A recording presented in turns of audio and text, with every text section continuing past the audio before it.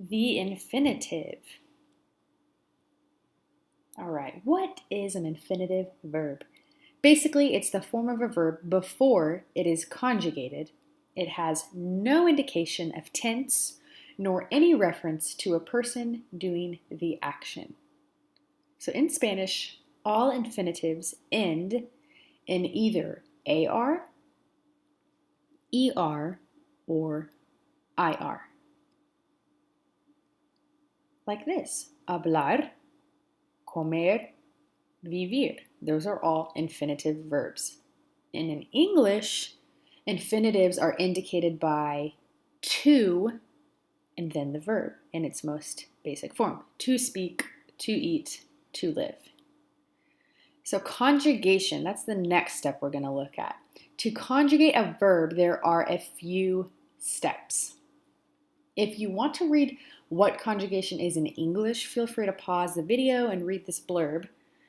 But carrying on, you see the endings here. Well, the first step for conjugation is to take off the ending, whether it be the AR ending, the ER, or the IR. Take it off, and what are we left with? The stems. These are the stems of the verbs. The next step is to add together the stem plus the personal ending. So let's look at what the personal endings are for AR verbs in present tense. Then we'll look into the ER and IR verb endings that we add to the stems. So AR verb endings in present tense. First we have the subject pronouns. We've got yo, tú, él, ella, usted. This is a list of singular subject pronouns. And then we've got nosotros, ellos, ellas, ustedes, which is the plural. All right, so again, we'll use the verb hablar to speak, and we'll have the stem habl. Okay, so what is the personal ending to yo? It is the letter O. So we've got o, tú, the ending is as. So we would have hablas, él, ella, and usted, which is he, she, and you, formal. We've got a, habla. Nosotros, we, or us, hablamos, hablamos. So these will be the endings, an for they, masculine or feminine, or ustedes, you, plural. And again, these are the endings for all AR regular verbs in the present tense in Spanish. So we're going to do an activity. You're going to see a sentence, and then you're going to fill in the blank with the correct form of the verb. In this context, in this situation, it'll be bailar. Okay, so I want you to read it out loud, and fill it in, and then you'll see the answer. Ready, go. Los jóvenes bailan en la discoteca. Yes, because los jóvenes, that's plural. This they, that ending is an. Los jóvenes bailan.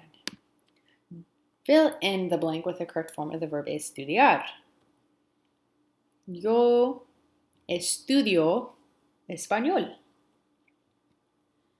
With the correct form of the verb nadar, to swim.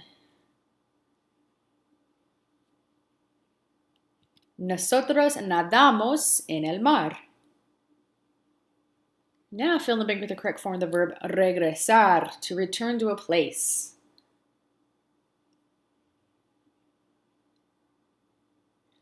Tú no regresas a casa hasta muy tarde. You don't return home until really late. Okay, so now I want you to pause here after I give the directions, and this will be an activity that you do, and you can email me or send me the answers. Basically, you'll read this short story, and all the words that are in blue parentheses, you will conjugate to them accordingly to who is doing the action. Okay, so again, you can come back to this at the end. There's a few more seconds left of this video. Okay, ojo, that means watch out or be careful.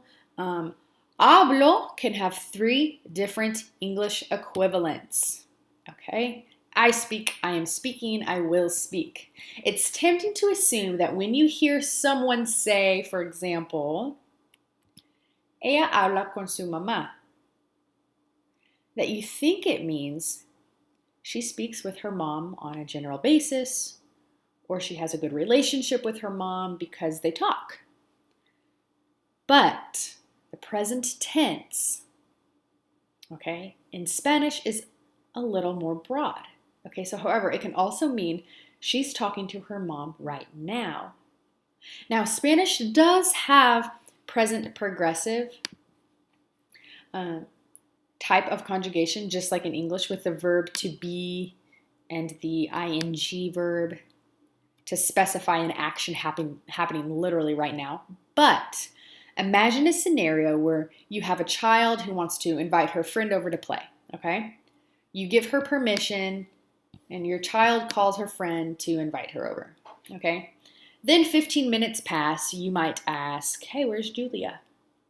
So in Spanish, your child could very well answer, ella habla con su mamá, meaning she's talking with her mom to see if she can come.